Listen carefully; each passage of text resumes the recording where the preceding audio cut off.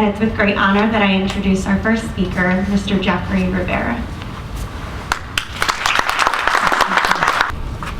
Good morning, everyone. Good morning. Everyone hears me? Yes. Okay. My name is Jeffrey Rivera, and 16 is an important number for me.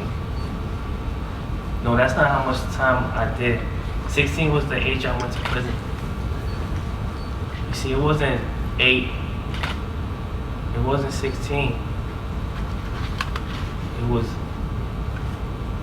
19 birthdays, 19 Christmas, 19 New Year's that I spent behind prison walls.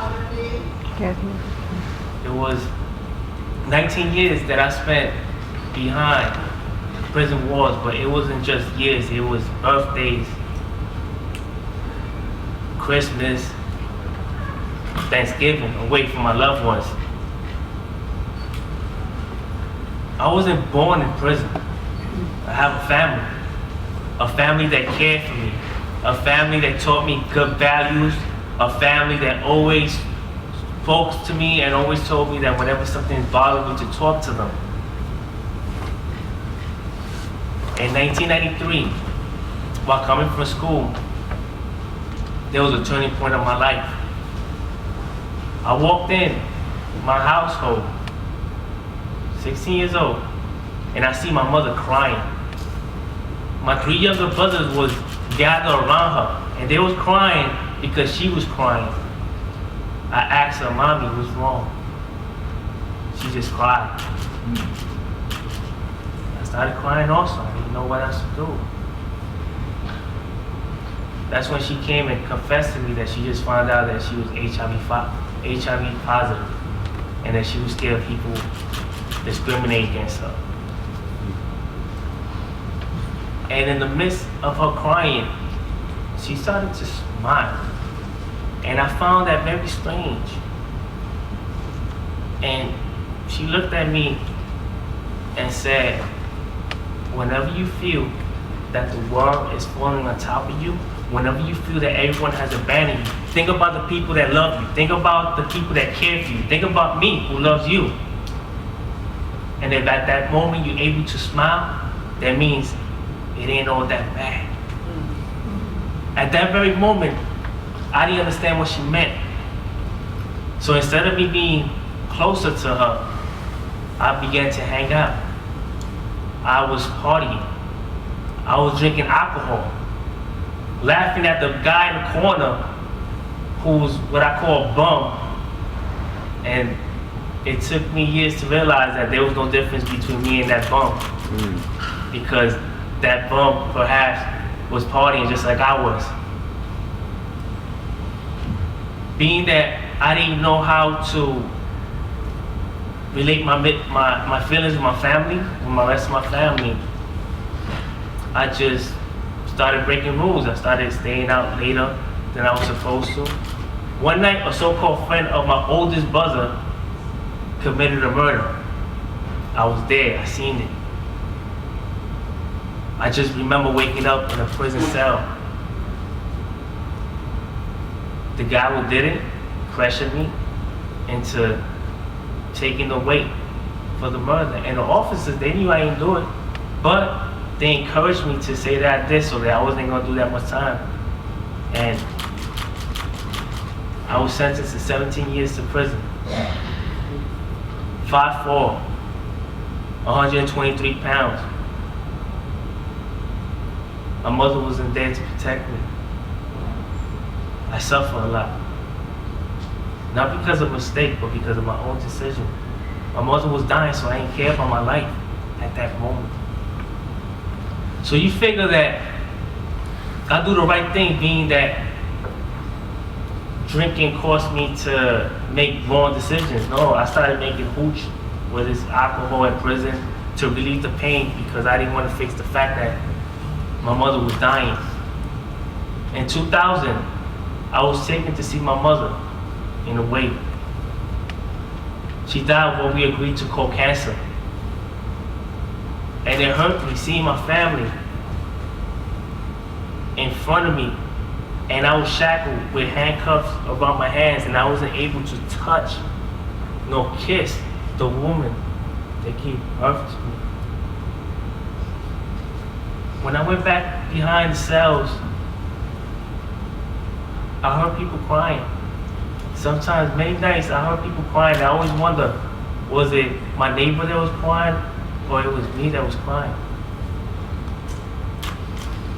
Even though my mother passed away, I got new energy and new birth through my niece. See, my brother, he got blessed with Naisha, right? That's my niece. 10 years old, beautiful. She spoke to me on the phone, and she told me, Theo, I heard you don't know how to ride a bicycle. And I said, nah, I don't. She said, don't worry. When I get older, I'm gonna be a lawyer, and I'm gonna get out of prison. And her smile was wonderful. And through her smile, I was able to see a reflection of my mother. And then I said, if I'm able to smile, it ain't all that bad. That's right. Now, there was one problem. She encouraged me to stop the drinking. She encouraged me to get my Ministry in Human Service certificate, and I got my AA in liberal arts from Bard College.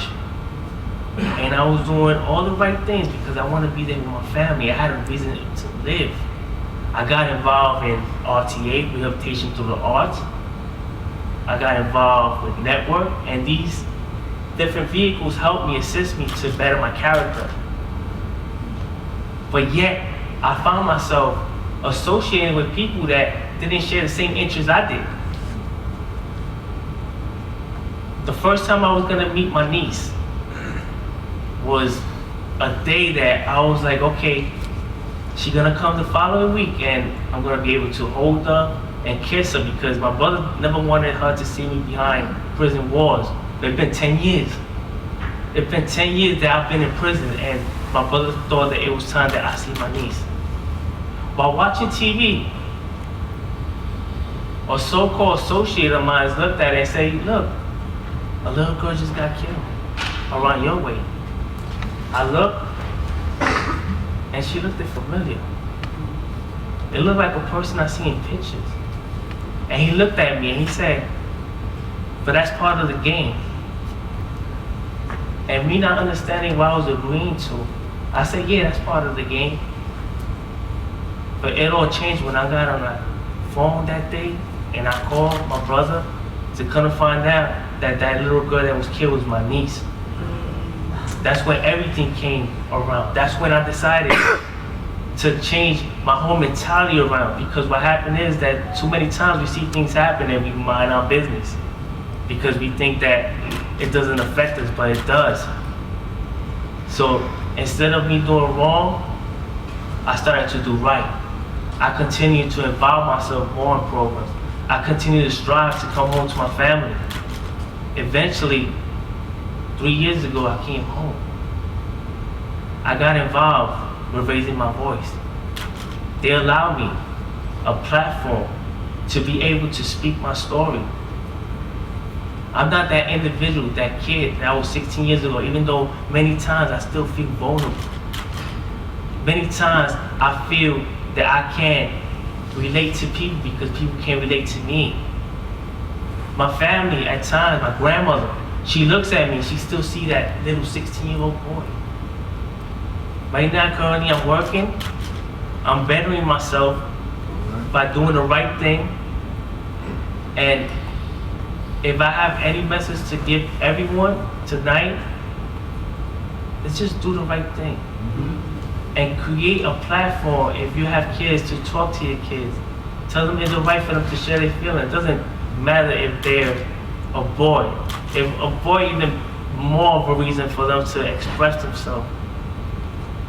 I don't see it as a lost 19 years of my life. I see it as I gained 19 years of liberty.